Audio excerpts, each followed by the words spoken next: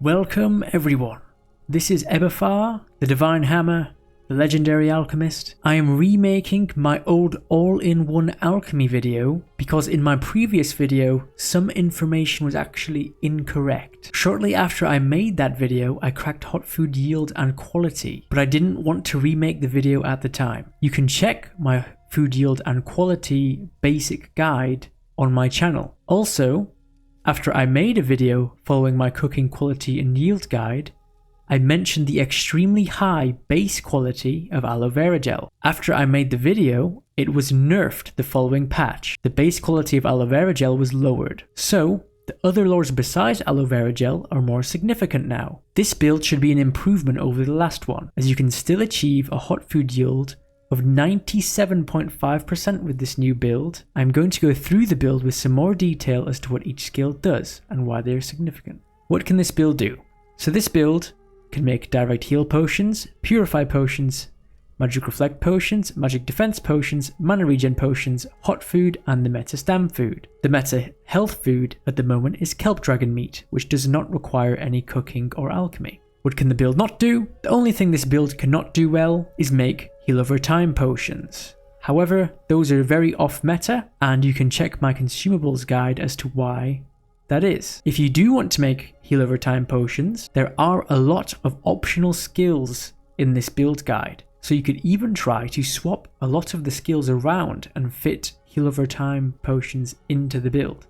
However, just note that if you do want to put that in, it does require many skills that add a lot of poison to your other potions, so be warned. For mastery, we'll be going with the 3 nodes that give a grand total of 6% more potion yield. We'll be going for the 3 nodes that give a total of 3% more potion potency. We will be going for the 3 nodes that give a total of 15 more broker slots. Going for the 3 nodes that give minus 3% to the cost of vendor prices, and we'll be going for the 3 nodes that give a total of 6% less broker tax fee. Now those last 2 that I mentioned are much less significant than the rest, and they're not really that required if you don't want to get them. The broker tax fee is actually minus 6% from 5%, so it is a very small percentage off of your tax fee. The broker slots are also just in case you like to sell a lot of stuff, then you can put 15 more things onto the broker, so that is also an optional skill. The 1% lower vendor fee is just to make your recipes slightly cheaper when you're making them, as you do not need to spend as much when buying ingredients from the vendors. For your essence orb, you will be going for a 10% increased cooking yield essence orb. With this build, you do not actually need any extra profession points as there are so many optional skills. However, to maximize the effectiveness of my build, I have an amulet with alchemy on it to give me an extra 22 profession points. However, this is not required, and you can continue watching the rest of the build no matter what build you are or what clade you are, because you will have enough profession points no matter what you are. As for Clade Gifts, we are currently running on an Alvarin. This is because it has 2 very important Clade Gifts that we need for our alchemy. The most important one being Alchemist, which gives you 10% more potion when making potions. Also, Plant Shaper 2, giving you 5% more yield when using the Herbologium or press workbenches. Then you also get 50 profession points between Plant Shaper and Stone Shaper. If you wish to be an alchemist, then Alvarin is the best clade to be because of the bonuses to potion making and extraction. These are the only required clade gifts you need. So moving on to the main skills, you're going to want alchemy at 100, potion making and advanced potion making all at 100. The combination of these 3 increases the potency of your potions and will also allow you to put more ingredients into your potion making table. These are necessary. You want cooking at 100 and advanced cooking at 100. This will allow you to put the maximum number of ingredients into your cooking tool so that you can make the most effective hot food possible. They also increase the quality of your food and therefore also the yield. Crafting appliances, you want at 100. You want alchemy contraptions and fabricula at 100. You want fabricula expertise to increase the yield of substance when extracting materials in the bench. For example, making shimmering solution from shimmering essence. I will attach an image that came from the Chosen Alchemy Discord. I will put a link to this Discord in the description. You want botany appliances at 100, Herbologium and press at 100. You need Herbologium operation to increase the yield of materials extracted using it, which includes Seedu leaves from Seedu, for example, or in the press, getting Pirum juice from Pirum. You will want cooking tools at 100 and cooking pot at 100. You will be using the cooking pot to make your hot food as it has the least amount of food poisoning. stat attached to it. You will want the spit at 100. This is to make the meta stamp food, which is roasted whole rice, to maximum effectiveness. You will want extraction at 100. You will want herbalism at 100. This is required to extract aloe vera gel from aloe vera, for example, or cedar leaves from cedar. You will want milling at 100. This is to extract fruit juices and more from fruit, like pirum juice from pirum. Management is an optional skill, so you do not actually need to level this to increase the effectiveness of your potions. However, having this at 100 and negotiation at 100 will reduce the amount of taxes that you have to pay when listing items on the broker. It reduces it from 5% down to 2.5%. It also increases the number of items you can put on the broker from 20 to 40 slots, as well as your stable slots from 5 to 10, which is why I recommend going with management at 100. Material lore we have at 100, botany is at 100, agristology, so this skill is needed for rice lore if you want to make the meta stamp food to maximum effectiveness when you are cooking it. Ampullology is for gherkin lore. If you're using gherkins in your hot food, this will increase the yield of your hot food. Botanical oils lore is needed for extracting aloe vera gel. It is also a must for making hot food, as it increases the yield of your hot food by a ton. It is also used when making salvia potions and extracting salvia oil from salvia carpels. Carpology, this is needed for extracting juices from fruits when you're using the press, so we have that as well. You want herbology at 100.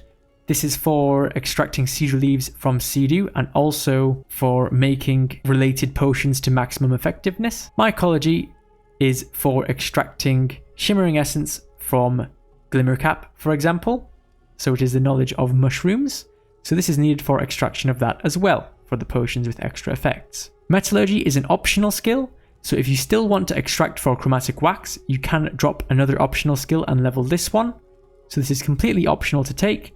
However, do be warned that there is the negative of leveling this that will also add direct poison into your potion from Electrum, and having gold lore will actually increase the healing length on your potion, so you will have to reduce the amount of gold in your recipe. Those both will slightly reduce the effectiveness of your potions. Also, because chromatic wax is so easy to get in the game now, I have also decided that metallurgy is simply not worth it to take, so I have it leveled to 0 here. However, it is optional. Chromatic wax drops in abundance from the boss of the Sidoian temple in the jungle. Petrology is at 100, we have mineralogy at 100, and alchemical mineralogy at 100. Alchemical mineralogy is the lore for shimmering essence, shimmering solution, imbued calamine, aegisite, and chromatic wax.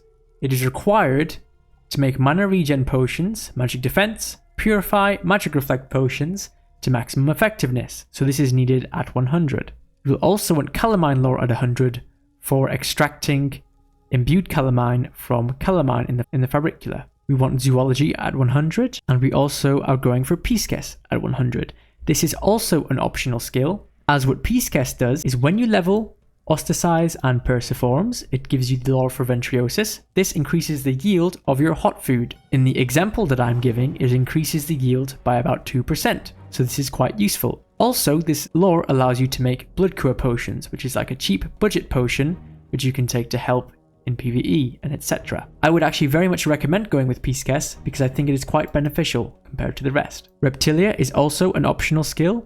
It will increase the yield of your hot food by about 1.5% at 100. When you level Lacertilla to 100, this is the lore for Satyr Carcass, which you will most likely be using in your recipe. So, if you did not want to take any of the optional skills, then you would have lots of points left over for use elsewhere. However, you can customize the build however you like using the extra points from the optional skills. So as I said before, this build has a 97.5% yield for hot food. The missing 2.5% for this recipe that I'm showing on the screen is from a combination of Arthropoda from the lore for Spider Carcass in your hot food recipe. It is also from Holozoa from Red Bulb Tip lore, which reduces the yield by 2% in this recipe, and also from animal materials. All of the lores that I have mentioned in this video that affect hot food are the only lores that affect the yield of hot food, as they affect the base quality of the recipe.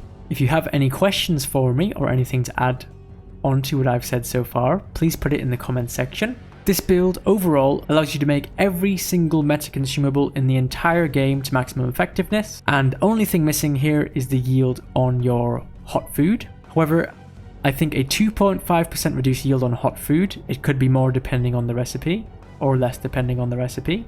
I would say that's much more worthwhile than having to buy another account just to sub for $15 a month just to get a character with maximum hot food yield.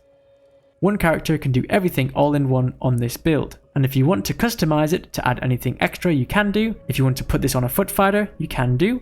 Thank you very much for watching. As I said, any questions, put them in the comments, and I'll see you next time. Ebefar out.